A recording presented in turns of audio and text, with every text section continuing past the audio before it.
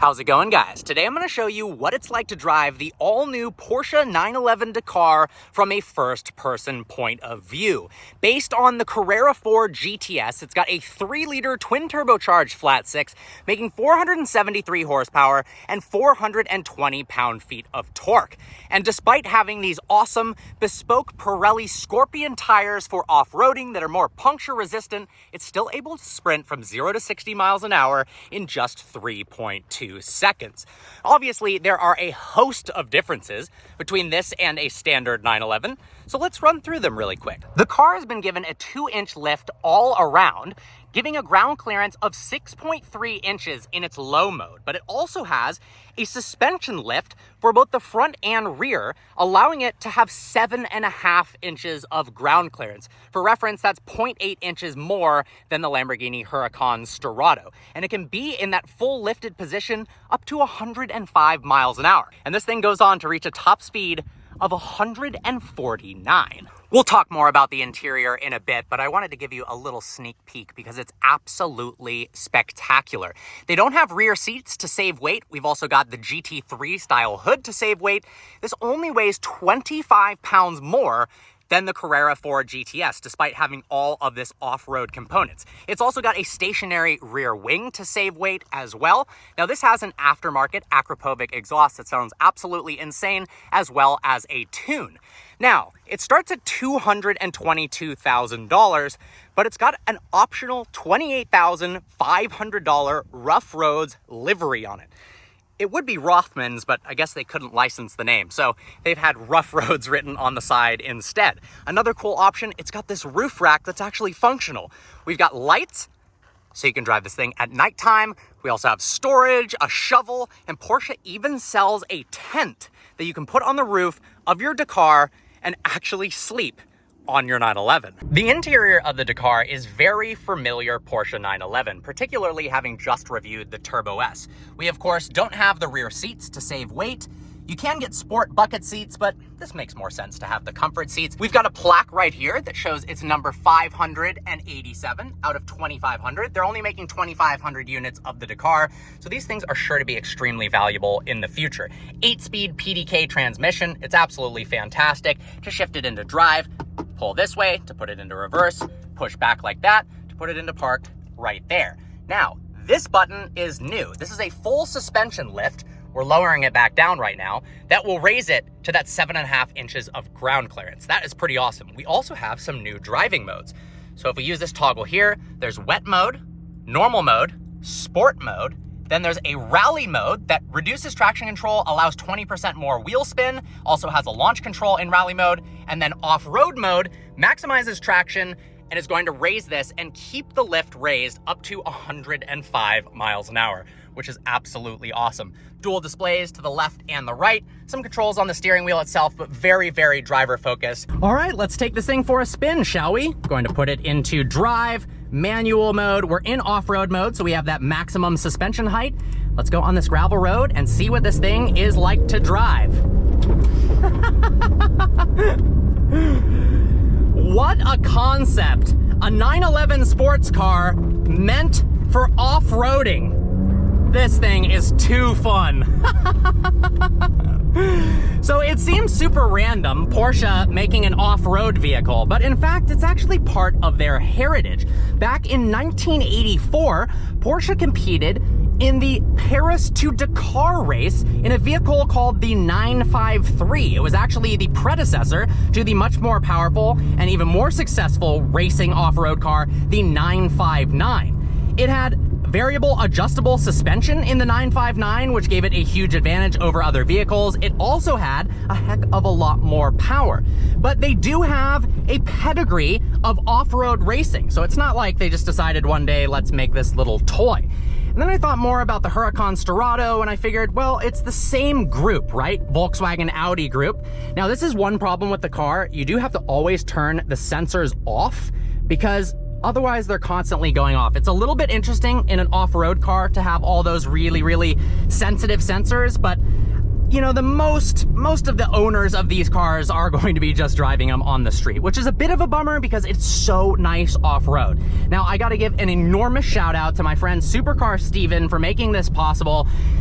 he brought me the car. He said, hey, come out to the ranch and do some off-roading, and I couldn't be more thankful for that. So to show him appreciation, if you guys could give him a follow on Instagram, that would be absolutely awesome, because it has been a fantastic day. Let's go ahead and flip around. It's so weird being able to just go into any piece of grass that you want in a Porsche. Oh man. So off-road mode has a little bit more traction.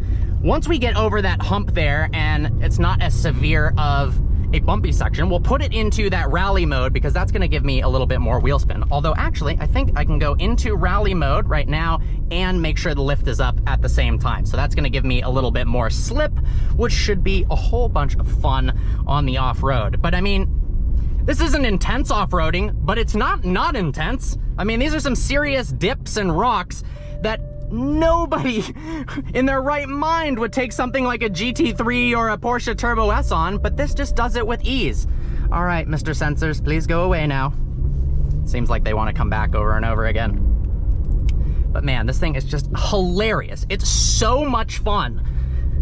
We got to get it out on the road at some point too, to see what it's like in a normal environment, because of course this thing isn't just about off-roading. It's good on the road as well. The steering feel is fantastic for an off-road car. It feels like a typical Porsche, only it's got a little bit less weight to it.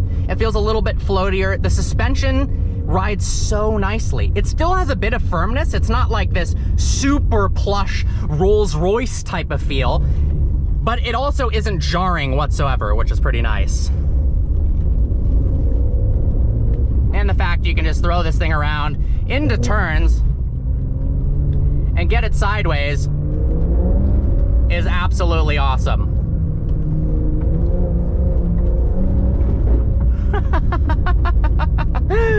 Oh, I love this thing. And it even has a launch control mode independent from the normal launch. So we'll find a suitable place to do that. Launch control in rally mode in the 911 Dakar.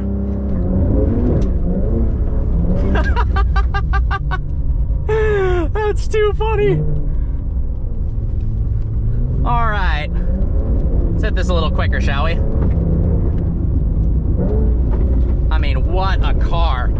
It's very confidence inspiring, and that's coming from somebody with very minimal off-road and rally experience. You tap the brakes a little bit and that back end starts to turn around. It's awesome.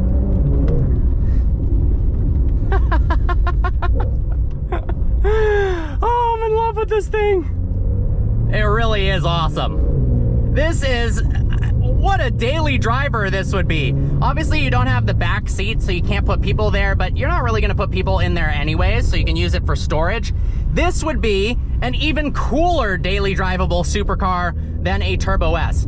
And this specific car does have a light tune on it, so it's faster than 472 horsepower leads on. But honestly, even in stock form, this thing is pretty darn fast. Oh, what a car.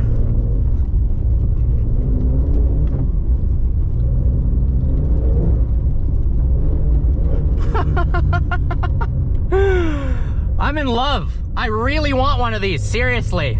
And now for a radically different experience, driving the Dakar on the road.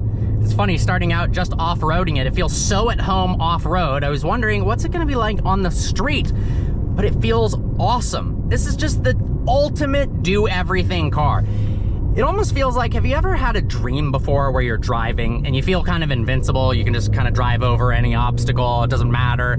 You're just driving around. Physics don't seem to apply whatsoever. That's what driving this feels like, to be honest. There's no real physics involved. I mean, obviously, that's not actually true. But it feels like this would be the ultimate vehicle in a zombie apocalypse or a police chase. Now, obviously not condoning that, but man, could you get away from anyone in this vehicle, because not only is it extremely capable around twisty roads, but it's also fast in a straight line, and it's good off-roading all at the same time. They need to put this in Grand Theft Auto 6 if they haven't already. Oh, those blow-off valves are just fantastic. let's hit a standard launch, shall we? So let's put it into sport mode. And let's see what a standard launch is like. I mean, the fact that it gets that much traction off the line with off-road tires is unbelievable. And honestly, pretty much only something Porsche would be capable of. And then it's like, okay, if we're in this scenario in a Turbo S, you're gonna be kind of worried that you're hitting these rocks and there's bushes in the way, but instead you can just make a quick little turn and take off. Unbelievable. I'm in love with this car, honestly. I knew that I would like it, and obviously it's very special. There's only 2,500. Making an off-road 911 is a crazy concept, but I did not anticipate wanting to rub some pennies together and figure out how to get $300,000 to go buy one of these. Now, it starts at 222 grand. With options, you can put it well into the high twos. Obviously, being a rare car, there is markup. But hey, maybe I'll win the lottery someday because I would love to own one of these.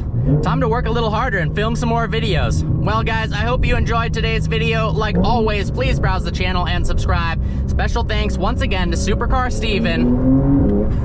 All right guys, I'll see you next video.